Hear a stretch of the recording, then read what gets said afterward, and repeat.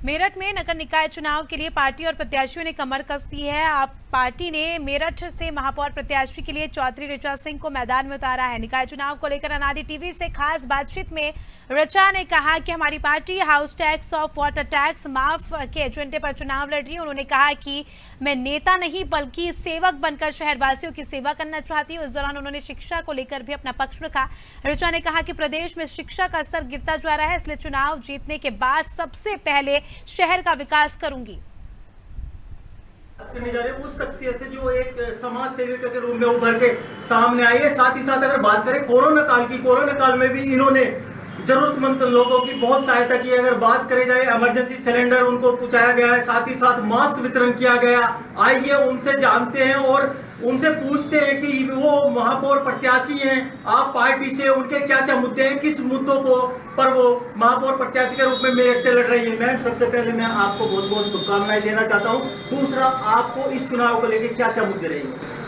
Thank you so much. और मुद्दे वही रहेंगे जो जनता के मुद्दे हैं। मुद्दों से अगर हम भटक जाएं तो शायद हम इस शहर का विकास नहीं कर पाएंगे, और आज तक वही होता आया है।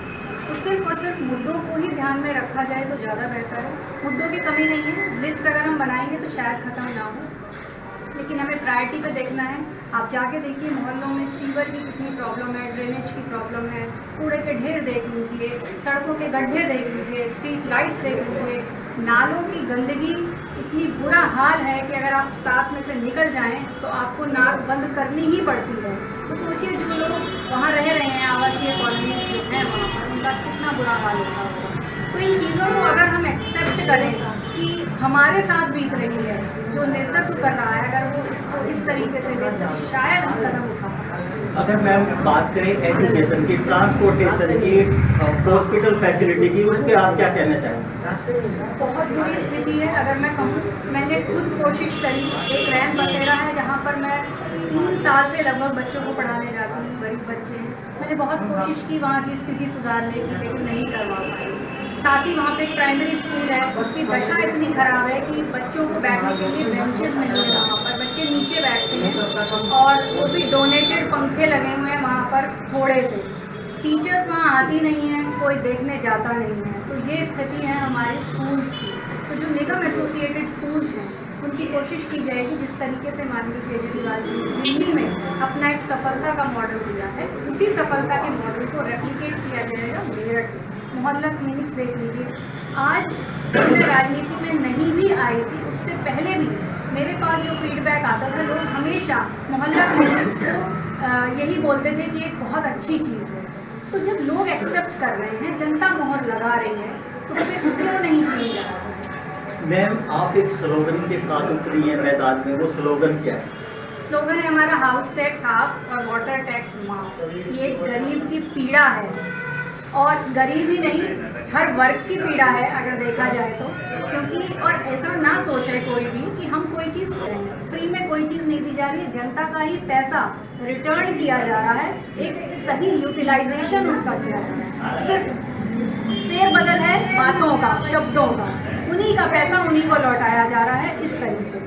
मैम, राजनीति समीकरण में देखा है भाजपा ने अपना प्रत्याशी उतारा है, उधर सपा ने अपना प्रत्याशी उतारा है। कहीं ना कहीं समीकरण में आपको एक चुनौती दिखाई देती है, उस पर क्या कहना चाहेंगे आप? देखिए, सभी पार्टीज दिमाग में रखे हुए हैं सिर्फ और सिर्फ रिजल्ट। उन्हें सिर्फ जीतने से मतलब है। हम हारे या जीते, हमें सिर्फ और सिर्फ जनता के दिल को जीतना है। और तो हम कैसे जीत सकते हैं? हम काम करके।